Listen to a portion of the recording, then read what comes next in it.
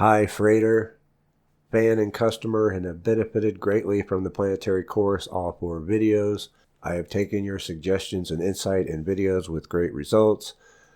I have recently purchased Kabbalah Magick by Liam Thomas Christopher, but prior to this, I have been doing LBRP and Middle Pillar since July.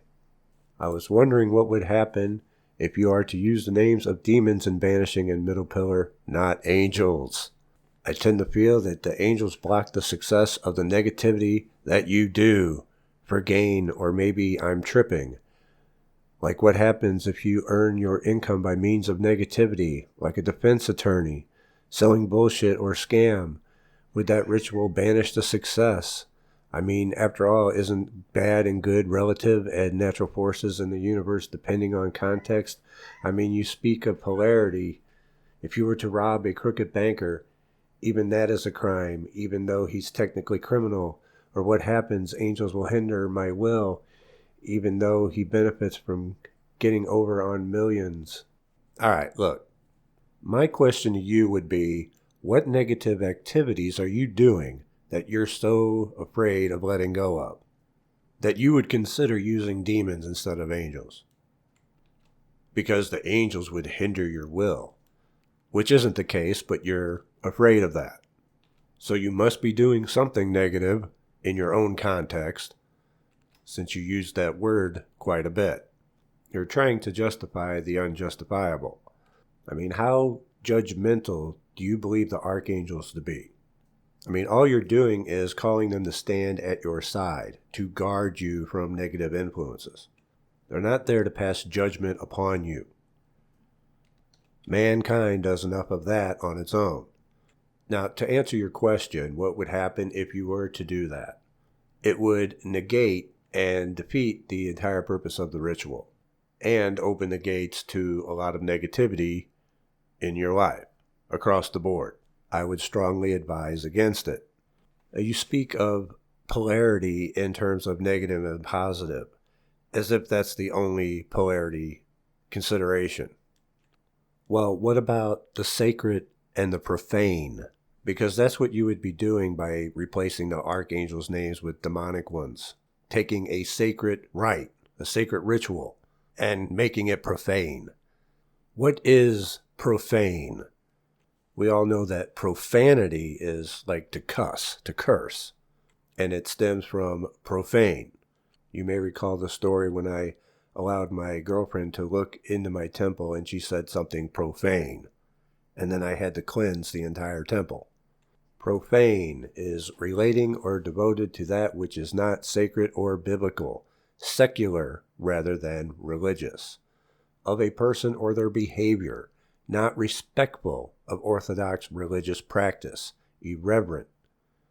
Treat something sacred with irreverence or disrespect. So it's disrespecting that which is sacred. So do you see how switching out the angelic names with demonic ones would be profane? Not just to the ritual, but what about your sacred space? Would it be sacred anymore? Now, I know you said you used your bedroom, but hopefully you've cleansed it beforehand. What about your ritual tools that you've consecrated and made sacred? Would they still be considered sacred? If you've used them in a sacred rite that you've defiled, they would probably have to be re-cleansed and reconsecrated. Now, I don't want to single you out, other than the fact that you recently asked this question, because you're not the first to ask it. Many have asked whether or not they can substitute the angelic names for other names, not necessarily demonic ones, but names of deities closer to their pagan tradition. And my advice has always been the same, that they're free to try it as long as they're using benevolent names. However, there really is no substitute for the angelic names.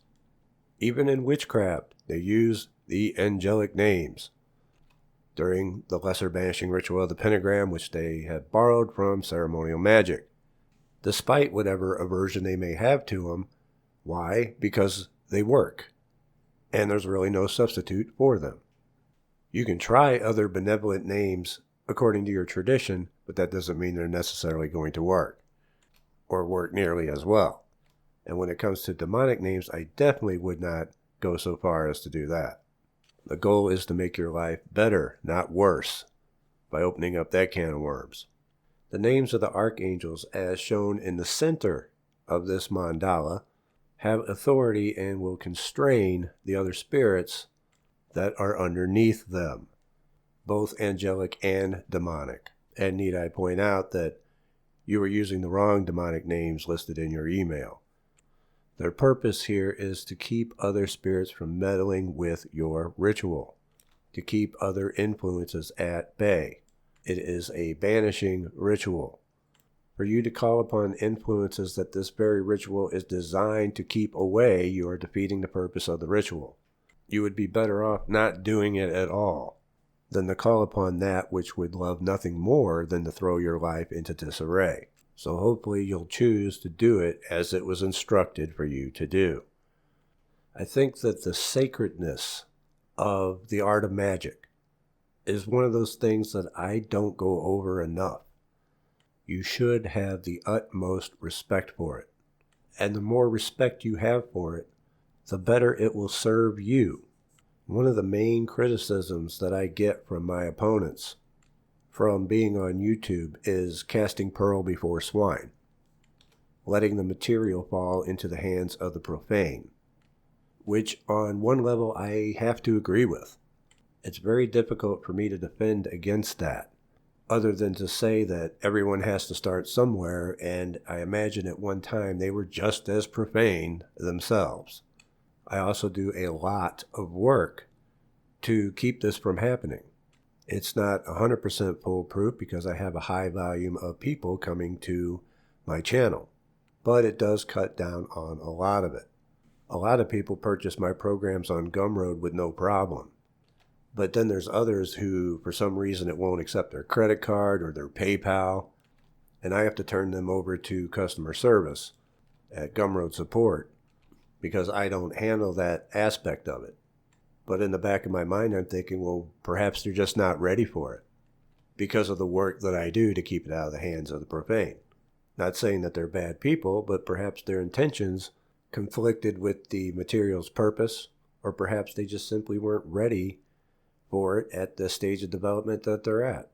I'm also quite careful of the things that I discuss on this channel.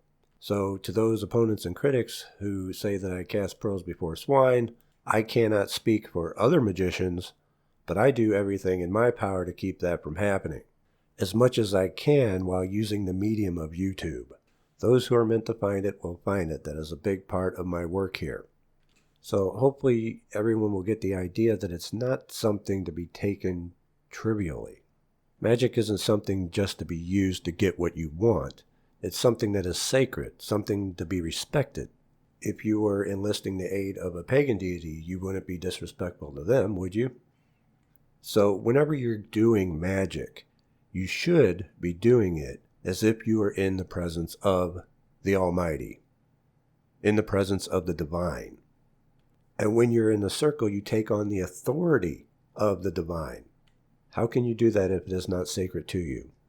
I'd like to thank the person who wrote in and asked the question, because this is something I should have covered a while ago. I believe I did early on, but it needed to be retouched upon. We all like to have fun with our practice, but we do need to be respectful of it as well. This is the last week to enroll in the Laws of Magic 6th cycle, which will launch on March 23rd. Sign up before then to reserve your spot, as it will not be available again for quite some time. Link in the video and in the description, and I'll see you soon. If you enjoyed this video, here's another Mystery School lesson you may have missed. Remember to hit the like button and subscribe for more weekly content to help expand your knowledge. Thanks for all the love and support, and I'll see you next time. Take care.